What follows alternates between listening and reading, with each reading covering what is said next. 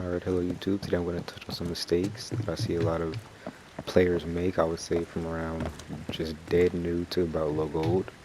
So the very first mistake that I see a lot of people make is not aiming head level. Head level is about right here. Learning head level is not difficult at all. All you have to do is either you go in a terrorist hunt and just look at the AI, and that's head level right there. Or if you're in a regular match, you can see your opponent's outline, not your opponent's, your teammates outline through the wall. So what you want to do is just look at them through the wall to make sure you're aiming at head level if you get the chance. I wouldn't recommend doing this in certain situations, but if you catch yourself in a position where you can do it, then I suggest you do. So aiming head level is important because it can give you a one up on certain angles. So let's say there was someone right here. I wouldn't want to be aiming over here because the second he steps through this door, I'm gonna have to shoot. So you can just let your recoil go up the wall into him, but I wouldn't recommend that because you're more just you're just making it easier for yourself, which is cool, but it's not always the best thing to do. You wanna aim head level because instead of just letting that recoil go up to catch him, you can control it, or you can just get that first bullet off and he's already dead because his head was right there. It's just already instant death. So you just have to keep these things in mind rather than just shooting at his body and him already aiming head level, then you're already dead because he was aiming head level and you weren't. So that's just a quick little thing that people can touch up on, which is very common. I see this in a lot of casuals, and I think it's something that people should really pay attention to. Then another thing would be how you peak angles. So, for example, a lot of people would peak like something like this, or they would just peak like that, which is the wrong way to do it. If you're peeking at angle, you don't want to come out too far and you don't want to be leaning the wrong way. Now see, if you're going to hold an angle like this, not hold an angle, come out like around a doorway to try to get the one up on someone, you want to hug this wall. You don't want to have your whole gun out like this because you'll be barrel stuffing. Barrel stuffing is when you're like behind a window or a doorway and they can see the muzzle of your gun. You don't want that because they'll know that you're coming, and then as soon as they see that, they can already pre-fire you and you'll be dead. So you want to make sure you can keep your crosshairs as close to the wall as possible, which is very important because it's just going to give you one up people. It's just not much to explain about it. Just make sure you keep your angles tight and you're leaning the correct way. Like for example, if I was coming in like this, I would hold this pretty tight like that. I wouldn't want to do this like this. That would just be bad because by the time I'm peeking, my entire body is exposed, and that's just already damaged before I can even see a pixel of the person, which is not smart at all. So that's the first two. We're gonna move on to the third. Third one would be not pre-firing. Pre-firing is a very important thing to do in this game. Let's see, a lot of people get pre-fired because of previous information that they got from a teammate or themselves from a cam or something like that, and they'll be like, oh my god, he's hacking, how do you know I was there? Well, for example, if you don't know what pre-fire is, let's say there's someone coming through this door, you start shooting before they even get there so that they run into the bullets. So I would suggest you start doing this only when you know people are there and you have a really strong gut feeling. But there are certain indicators, for example, like the barrel stuff, and you'll see this barrel come out.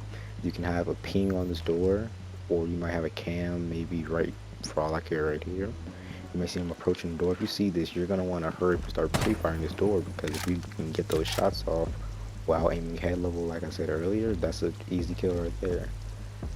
Now see, aiming head level though, the thing with this is you have to know when to, because they will be crouching sometimes, so you have to keep that in mind. Then something else that I would probably want to add with this, which probably I'll make this the fourth tip, or the fourth, I would say mistake, is how you peek. Like, not in terms of just like this, but not how you peek, but how you discern, how you fight in gunfights. So if you're peeking this and someone's right here on the gunshots, like where those two bullet holes were, you want to peek this and be able to change your, how do I put this? You want to be able to change your head height. Because if you can change your head height in the middle of a fight, it can help you. Because there may be that one guy aiming head level, and by the time he's to your head, you can crouch and all those bullets will go above you. And that's extra time to get shots off on him if you have good aim. which is a very good thing if you can do that. So you want to practice on, first off, quick peeking, which is this. Pretty easy to get used to if you just practice for just a certain amount of time. And you want to practice switching. Now see, this may be really difficult to get used to. I can't even do it that much right now because this is my first game on. I just really started brainstorming a bunch of mistakes that I see people do. So just practice on switching your head a little bit. Like, even if you can't just do it like that and you don't play claw, just do it behind the wall. You don't have to do all of it so fast if you can. So just keep that in mind. That's something that you want to do a lot. Let's say would be something that people do a lot. That's probably the tip of a mistake. So you want to not make so much sound when doing things. And if you're gonna make a sound, make another sound to muffle that. For example, I have the breaching charge. I would probably shoot this and then run. So that way, by the time I'm up here, I will have my footsteps muzzled by the sound of this a little bit, or it will confuse them. So by the time I'm up here and the explosion goes off, by the time maybe I'm right here, they would be like, wait, what was that? And then in those little milliseconds, you can come around the corner and shoot them, which is very important. And you don't want to sprint in every situation because they'll be able to hear you and get pre-fired, unless you're a player like me and you know how to manipulate these types of things and you can do it pretty easily with just experience over time. Go for it, but you want to make sure you can still crouch around corners when it's needed. You don't want people to always know that you're there, because as soon as they know that they're there, that's extra call outs to the teammates, pings, is etc that can give away your location, which is what you don't want. So another example of doing this could be having a breaching charge, so you could rotate around, because that sound just muzzled whoever that is, so you have a little bit of confusion between the opponents, so you know what you're doing, so you have a little bit extra time. You can throw a flashbang somewhere and run as soon as that's thrown, or you can actually shoot a bullet and run because it'll throw them off. So that's a tip I'll throw with this. It's along with this mistake, so just don't be too loud when pushing. It's a pretty bad thing to do, so I suggest you keep this in mind. Okay, this one right here is super important. And if this is something you do, I really encourage you to stop doing it, and that would be barricading everything. You don't want to barricade everything because it's just stupid. It'll cut off it'll cut off, how do I put this, the flow of the roamer. So let's say we're on this objective, and I was rotating from pink room over here around this hall. Let's say I was Cat, or even Jaeger. Maybe someone behind me, I'm trying to help them get objective to be safe, and I can't even do that because there's a barricade in my way. It just slows down everyone. Don't ever place a barricade unless it's needed. And if you see someone making a rotation hole, I don't have anything to make one right now, so I'm just going to shoot this hole for an example. Don't reinforce over things like this, because this is so a roamer can get around the objective more fluently. They can get back to where they need to be. So they need to be able to get in and out when they need to, and they shouldn't have to worry about breaking a barricade when trying to get in. That's why maybe when you see people break down your barricades in regular matches or something like that, that's why it's annoying. You don't want to be that one person that's barricading everything, and it's just not a good idea to do unless you're in the situation for it. Let's see, you can be playing around casuals and they tell you to break everything. That's different. But if you're in a competitive standpoint, you don't want to ever do that. It's not a good habit to have, so get rid of it. Alright, the last one I'll say for now is knowing when to back off of a gunfight.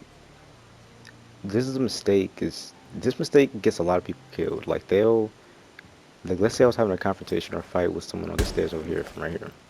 I could be peeking this, and maybe he'll shoot me a few times, and I'll be down to 15 HP. I wouldn't want to peek this again because I'm at 15 HP unless I have complete confidence I'm going to hit this shot. It's not bad to have that confidence, and it's good to have it at times, but just know when not to keep going and know when to back. You don't want to be that guy that's just always doing this and just putting yourself at a disadvantage for your team because you're about to die because you're at 15 HP and you didn't know to back off. Maybe you could rotate to dock or just go where it's safe at, so you don't have to keep fighting that one guy and putting yourself in a bad position. So knowing when to back off of a fight, in my opinion, is very important. So I suggest you guys think about this the next time you're in a gunfight. If you see you're at a complete disadvantage, don't keep going and doing that fight. It's just stupid. It wouldn't be a smart idea. So I'm just gonna use that to wrap this video up. Hope you guys enjoyed. Make sure to like, subscribe if this helps you. If you notice you do any of these things, please stop. But yeah, that's been this video. It's been Sav, and I'm out.